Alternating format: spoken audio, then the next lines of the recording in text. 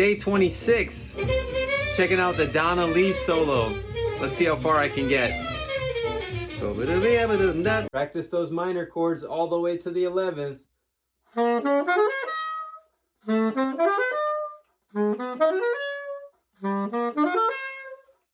That's what Bird's doing on that line. I think his phrasing is a little different than some of the other solos I've checked out, which made it more interesting to me, the different phrasing. It also made it more challenging.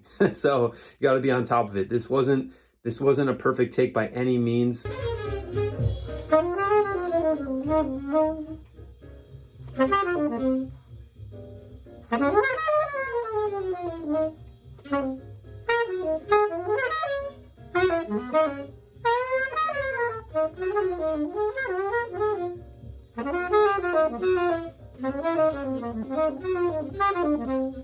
Woo!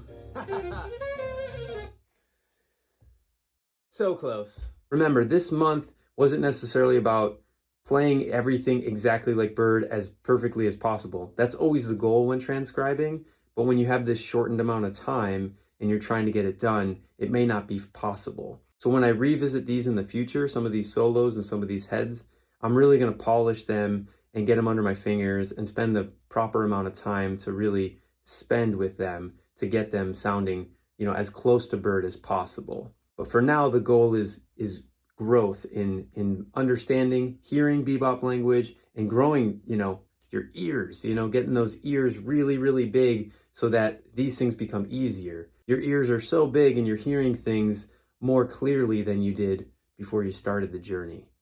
All right, that's it. That's it for day 26. I'll see you tomorrow. Later.